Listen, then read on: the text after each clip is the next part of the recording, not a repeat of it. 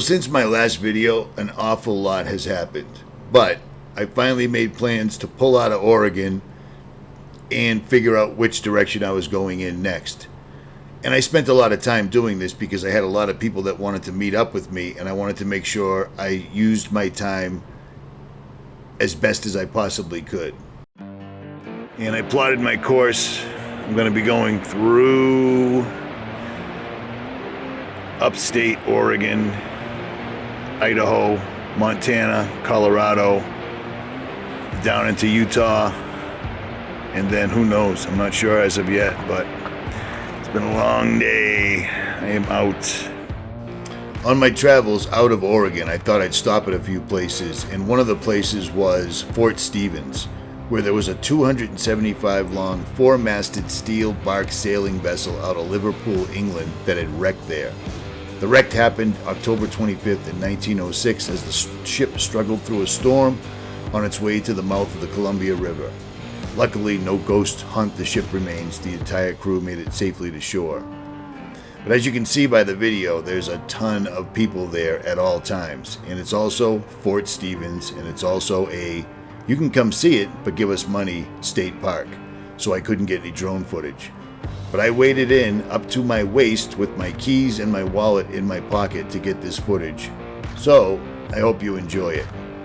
Interesting fact about this is Captain Lawrence's final toast to his ship was, "May God bless you and may your bones bleach in the sand." Pretty crazy, right? So it's 12:30, Wednesday afternoon. I got 100 miles under my belt. I left late, but I didn't really want to leave Tish and Ace, but I did. And I'm just outside of Portland, and I just had to put the air conditioning on that hasn't been on in a week because it's that hot. It's 90 degrees, and I'm driving into the high noon sun, so I hate running the AC, but I'm old. And I somehow, while checking my nuts and retorquing, I had my tires rotated yesterday, so after 100 miles I got out and checked the torque on all the lug nuts, and then went under the truck and checked everything that could possibly be loosening up or floating away, and somehow managed to cut my hand wide open. Didn't even notice it until I looked down and it was dripping blood. Blood, sweat, and tears, and happiness. Happiness about being on the road. Spending almost a week total with Ace and Tish was awesome. Going up in his chopper was awesome. Going down to the Redwoods twice, going up and down the coast twice was awesome. Oregon is badass, and you don't even realize how nice the weather is until you leave and just come out 50, 60, 70 miles inland, and it's like, oh yeah, it's still July. West. So that's where I'm at right now. I'm pushing to Montana through Idaho. I have a couple of subscribers to meet in each state. And I'm still thinking about Redding, California. But they're starting to lock it down again with the ridiculous mandates, which will spread. But it makes me very reluctant to go there. So that's where I'm at currently. So there, as they say, or as I say, is that.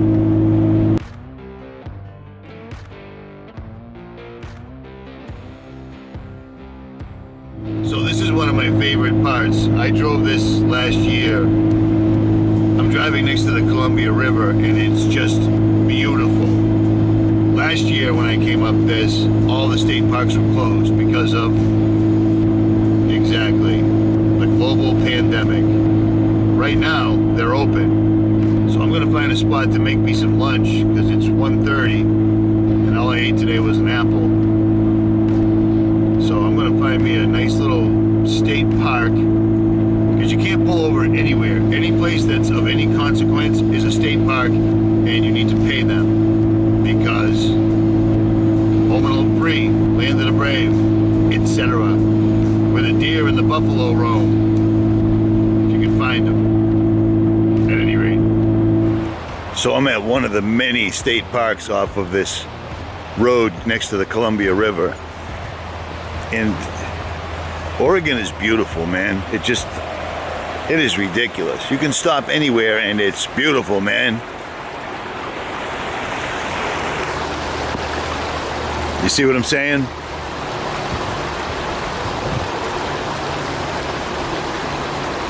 This is beautiful. Train track, a little very low bridge going over a badass.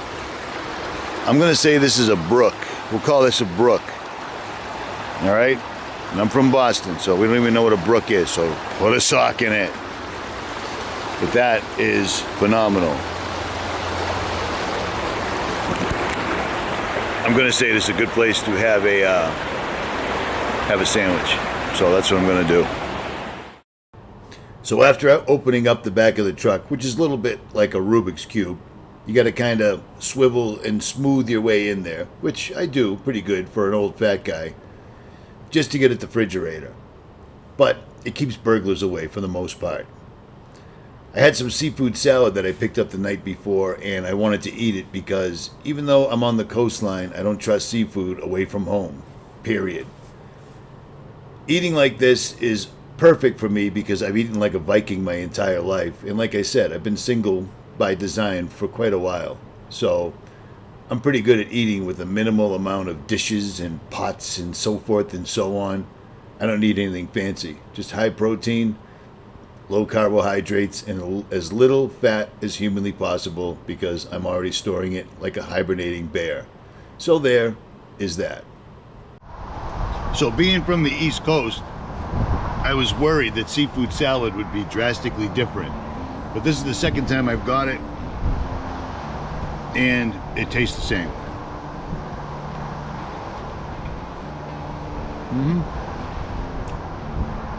So if you ever wondered, now you know. And I love seafood salad and bread and butter pickles. It's awesome.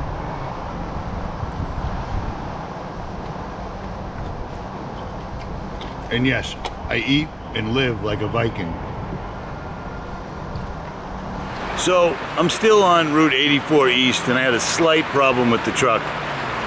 The road is terrible, so I can't tell if for the last 30 miles the truck's been vibrating or it's just the road. So, to be safe, I pulled over, and strangely, I noticed my rear differential was dripping diff fluid. I'm like, what? So this is where I found to relax while I'm doing this.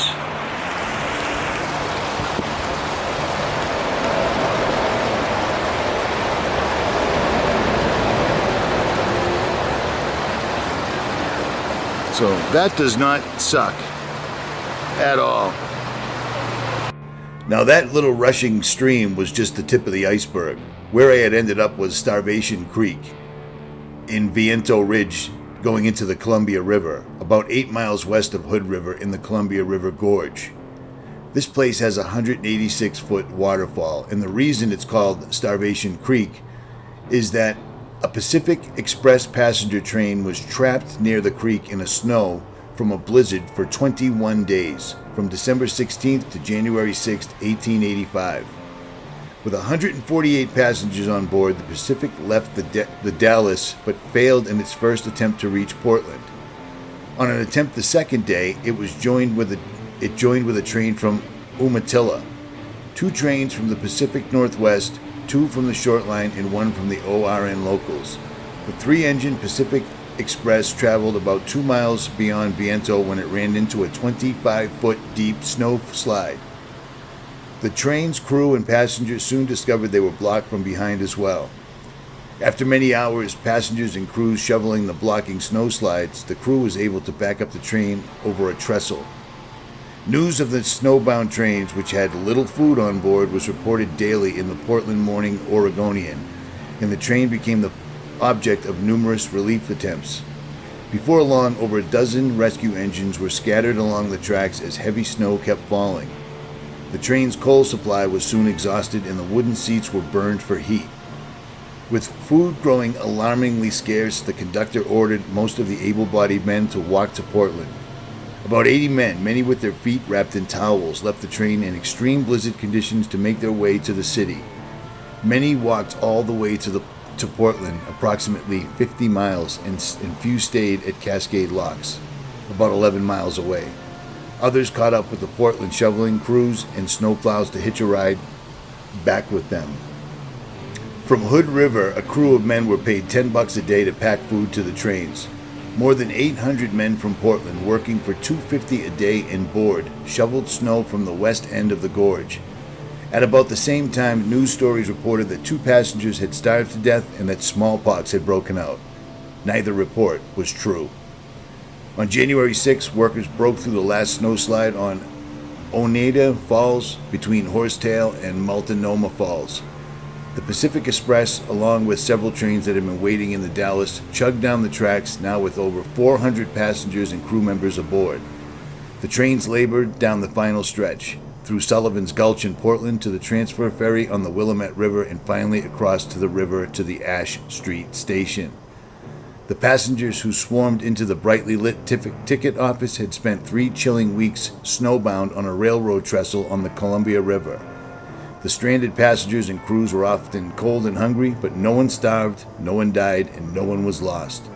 The little stream near the place where they were trapped was originally called Starvation Creek. It later became Starvation Creek. The area is now Starvation Creek Park.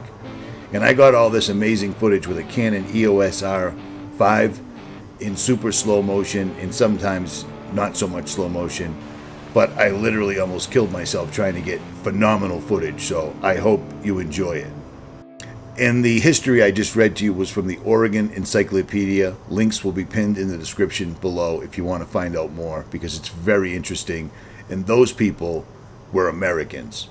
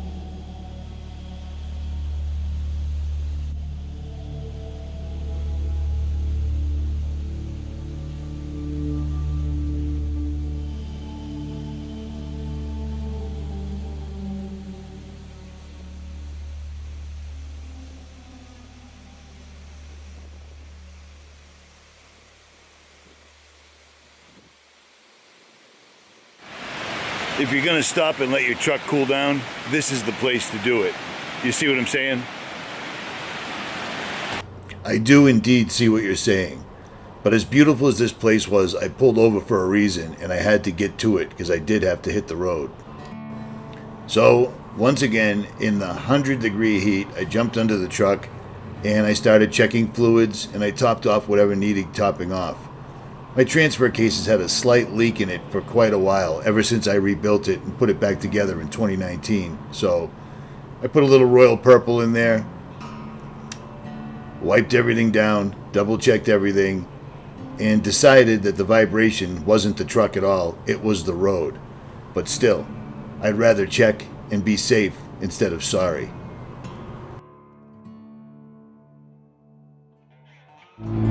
it's 20 past 5, Wednesday afternoon. I just shut the truck down for an hour at a place called Starvation River or Starvation Stream or something to that effect.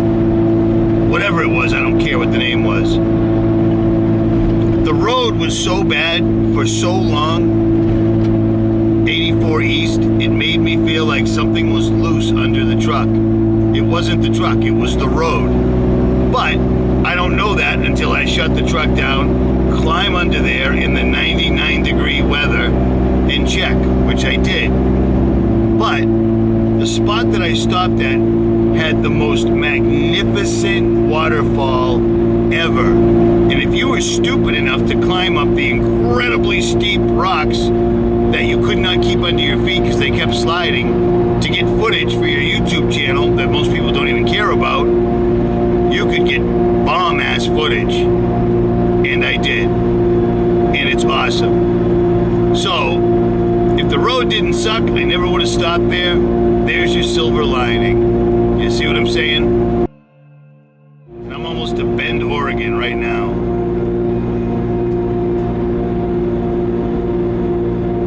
It's beginning to look a lot like Utah. You see what I'm saying?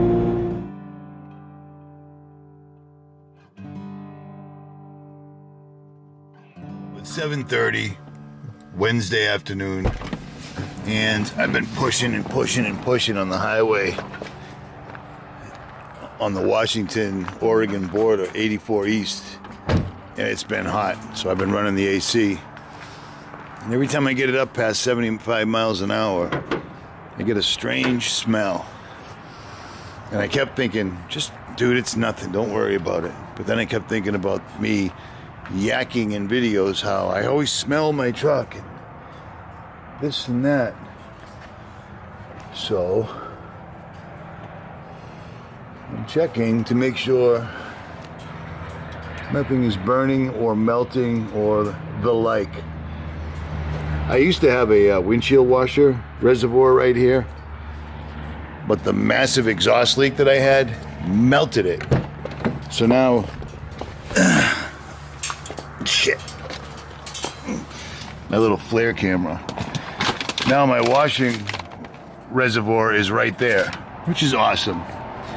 Because I got so much extra space in the truck. And plus, I don't want windshield washer. So the exhaust leak melted my front brake line and ate my washer reservoir. So that, as they say, sucks. I'm in Oregon. This is just a great big empty hotel room. Totally it's weird. Back home, this kind of shit's boarded up. Out west, it's just left open and people come in and they do Illuminati stuff. That's what I've been driving through for the last 2 hours. I was next to the Columbia River and it was beautiful, and now it's just desert wasteland. So, I wonder if that's a house.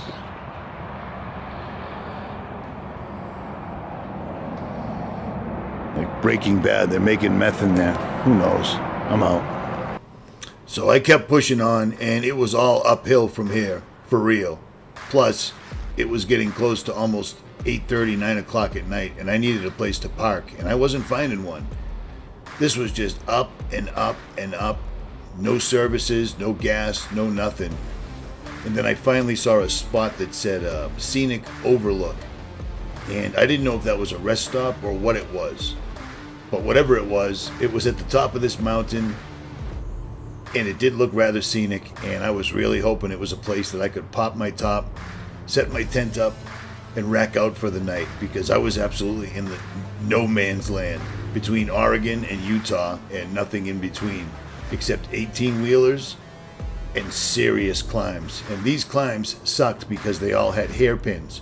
So I had to keep slowing down over and over again. But I made it, eventually. And then, of course... Well, I just found the rest stop. And it's not a rest stop. It's a Scenic Overlook, but it doesn't say you can't camp. And yes, I'm bleeding again. Twice today. When I was pulling out my ladder, the little hooks on the top caught me right in the face. And I looked and I'm like, oh, at least I ain't bleeding. Wrong. But check this out. I'm gonna stay here because screw it. But look at this view.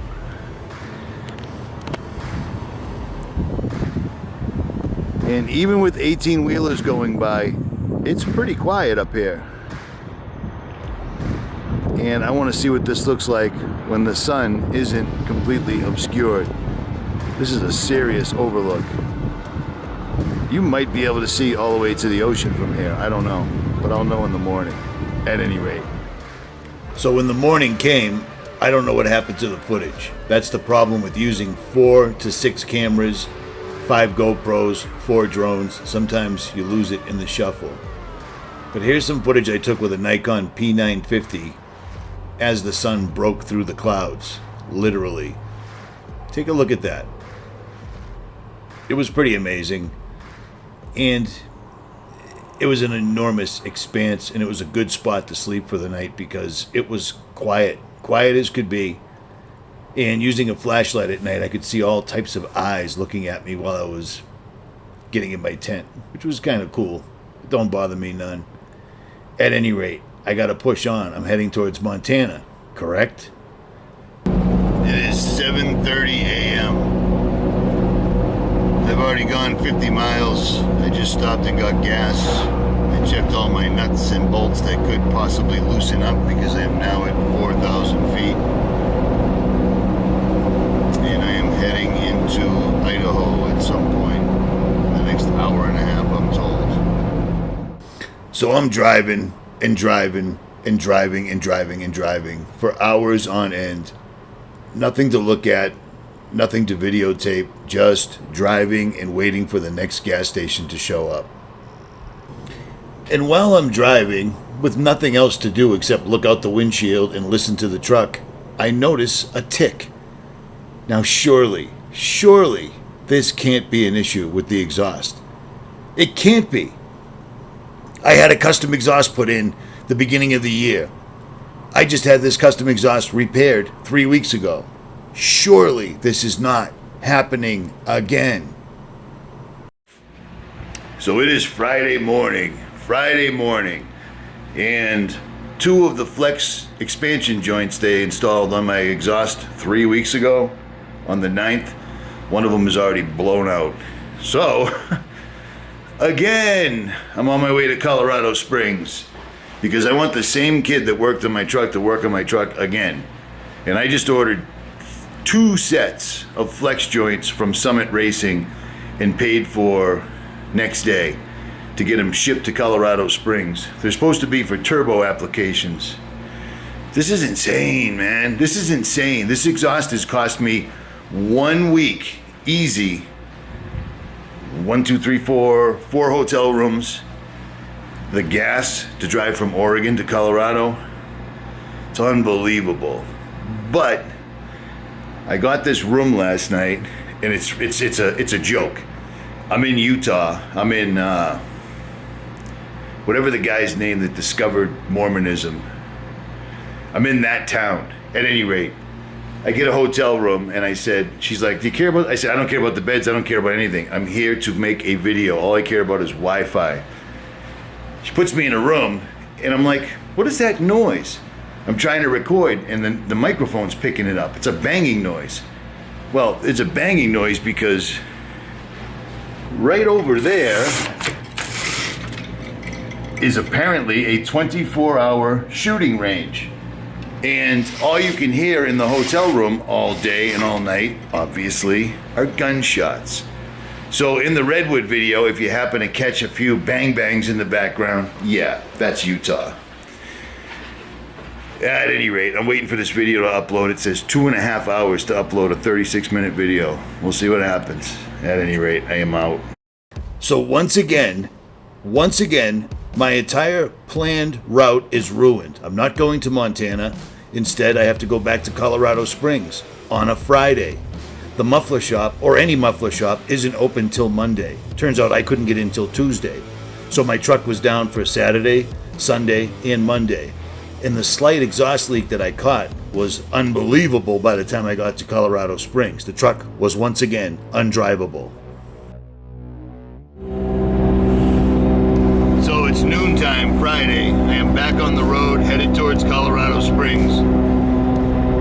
I ordered two sets of flex expansion couplings for my exhaust, 2.5 inch. I talked to the guys at Bud's Muffler. They said order them, bring them, and we'll put them in. And he said, I've never heard of one of these things failing. And I'm like, well, that's why I asked you when you put them in if you had any super heavy duty ones. He seems to have forgotten that. Whatever.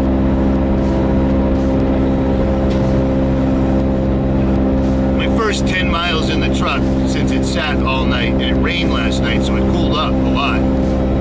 Every time I come to Utah, I bring precipitation. I know it sounds stupid or funny or whatever, but every time I come to Utah, it rains and someone notices it. It's strange, whatever. Cool. The rainmaker. When I started the truck up, the exhaust leak is pronounced. It's getting much, much worse. So I had the parts next day, which means they won't get there till Monday, which means they won't get to it till Tuesday. And I hope they can come up with a different plan. I know he told me he had Bud's Mufflers all over the country or the West Coast or whatever, but I want the same kid that did this to do this again. It's the kid that I hooked up with the gratuity, if you recall. He did nice work. It's not his fault that the expansion joints failed. I got the ones that are supposed to be able to handle a turbo. We'll see what happens. So as bad as the weather in Utah had been, the weather in Wyoming was even worse. Wyoming was absolutely kicking my ass. 7,000 feet, wind advisories to 50 to 60 mile an hour gusts and lightning.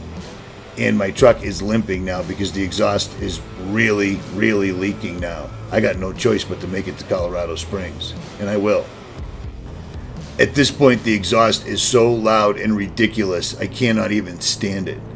Now, I can't imagine that you're the sensitive type if you follow me on YouTube, but in the next little segment, there may be some obscenities because I have had it with this entire setup. I brought this to K&G Performance. I told them the problem. They said they would square it away. They installed the expansion joints incorrectly, causing this entire scenario to have to happen. If they did their job right, this would not be happening. So this is my response so far. Wyoming is kicking the shit out of me. 50 mile an hour wind gust according to the signs. I can't get past 65 miles an hour, even going downhill. This sucks. And the reason I'm doing this is because my fucking exhaust is fucked again. Okay, Route 80 west east just kicked my ass. I'm at 8,000 feet right now, and I'm gonna boondock, or I'm gonna park against the rules. No overnight camping. I'm gonna hide behind the 18-wheelers because the wind up here, the wind is 50 miles an hour. I have to punch it going downhill. The wind's so bad. I've had enough. I've had an absolute enough. 200 miles of it kicked the shit out of me. So this is where I'm camping for tonight. I haven't eaten shit today. I've just been driving because my exhaust is fucked again. Unbelievable, man. And I don't blame it on Bud's. They repaired it using the parts they use. Okay? They weren't the guys that I gave the job to. They weren't the guys that I said, this truck eats exhaust. It's supercharged. It has a header on it. You know what I mean? This all falls right on them. And I can't believe that we're in episode 6, 7, or 8 right now, and we're still talking about the fucking exhaust. Driving from Oregon, I was going to Montana until I noticed, I knew it. I could hear it. Tick, tick, tick, tick. And now it just sounds like a Honda Accord all over again. So I got like 3-4 hours of driving to get to Colorado Springs tomorrow. And then I'm just going to shack up in a hotel because these guys aren't open till Monday. But I had parts next day from Summit. 2 sets of these things for turbo applications. And I got them overnighted or next day. And I've already got the text saying they ship. So I don't mind. I'll just do Colorado now. You know what I mean? End of July is good in Colorado. So it's all good. Hit Moab in September. Yeah, that'll work. Whatever. Listen to this exhaust. I made it to Colorado Springs before it completely blew up, but it's bad.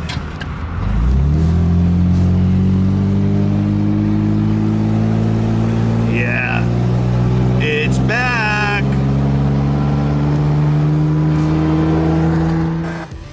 Yeah, it was back, but I made it. I traveled a long, long way. And Colorado Springs was the smartest choice. Even though I was heading to Montana, I was basically going in the somewhat same direction. But here's something many of you may or may not have known. Some people do.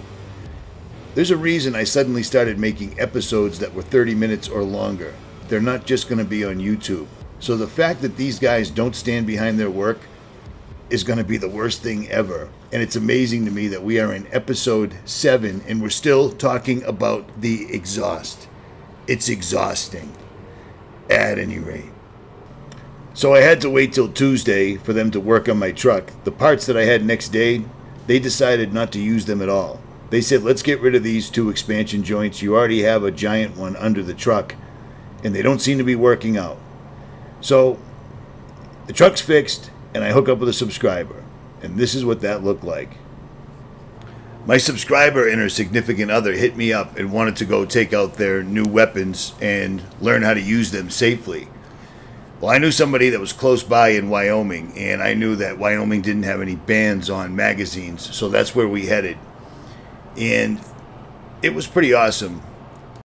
But my buddy's property was way up a mountain pass, 9,500 feet up a mountain pass to be exact. These guys were actually familiar with the area, and I was not, but no big deal. Every place I go, I'm not familiar with the area, so nothing new here for me. Now, bear in mind, we're on private property, and none of the weapons are mine. Obviously, they belong to my subscribers, but I had no problem showing them how to properly handle them, seeing how I was Top Gun when I was in the military. So there's that. So we get to the location, and she shows me what she's got, and I'm familiar with both of the weapon platforms, no problem. I show her what to do. I explain the safeties and the importance of safeties, air protection, eyeglasses, and to always point your weapon either uprange, up, or straight down.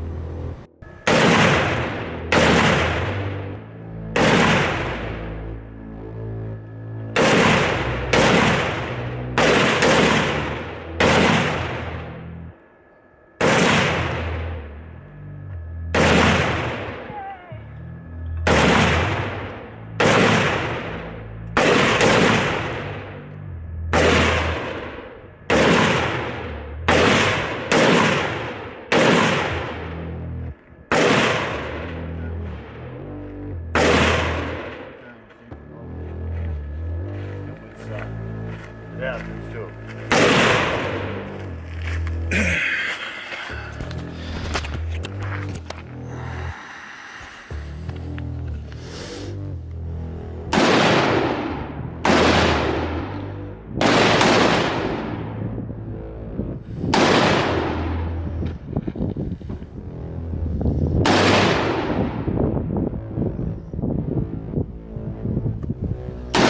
I was amazed how well she picked up upon this. She said she had skeet shooting in her background, but never anything with a straight barrel rifle with a extended magazine, we'll call it. I'm not going to call it an assault rifle because that's ridiculous. Her flat-footed partner was a little bit different. California boy who stood flat-footed as though he was waiting for someone to hand him a slice of pizza. I wasn't very impressed, but this young lady, on the other hand, she took to it big time.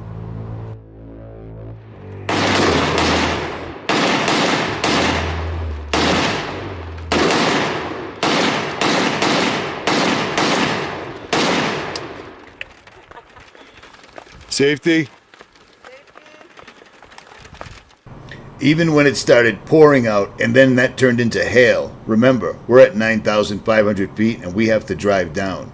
She grabbed one of my raincoats out of my truck, threw it on, and continued to move like a Navy SEAL. It was phenomenal watching a mother of two exercising her Second Amendment right and actually training and seeking help in learning how to best use her weapons. It was phenomenal, and it was my pleasure to do it.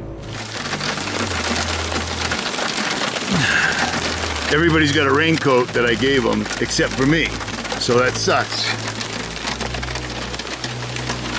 That's the story of my life. I've many times given the shirt off my back, even though I end up getting screwed. But here's the deal. We're in a wash, in a valley, and we need to go down. And the rain has turned to hail, and it's time to get out of there. And that's just what we did. So, 2 of my subscribers got new weapons, and they wanted me to show them how to use them. So I said, sure, why not? I'll never pass up a chance to shoot, right? They take us up a mountain pass. We're up 10,000 feet now, and have to and we have to descend to 6,000. So that's awesome. So it's 4 o'clock, and we just stopped shooting, and we're driving down the mountain, and I realized I haven't eaten today. So Annie's ravioli. I pulled over. I was starving, so I had to. It is what it is, whatever. So the thing I didn't mention when I stopped to eat, my 2 subscribers had already bailed on me. They just completely went down the mountain and left me up there. I've never been up there in my life. And now I'm driving down a very precarious road that is soaking wet. If you look to the left and right, you'll see the small rivers running to the left or the right or right down the middle of the trail. And you'll also notice the trail goes straight down on the other side. Now, I came around a very, very sharp turn because there was a lot of them, and the truck stalled, meaning I had no steering and no brakes. The truck's in 4-wheel low, but only 2-wheel drive, and this has never happened to me before. So this was my response. So yes, the truck stalled coming down that incline because my gas is so low.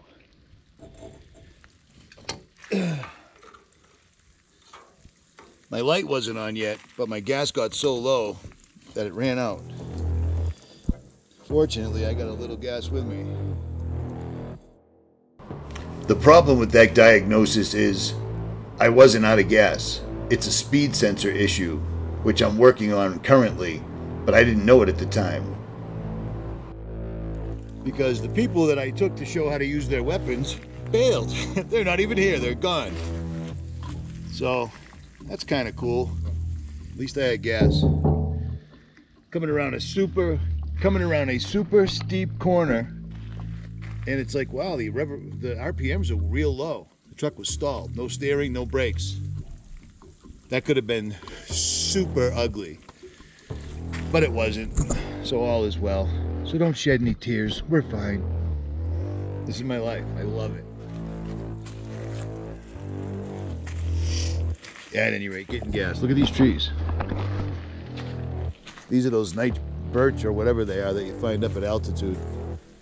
I'm at 9,000 feet right now.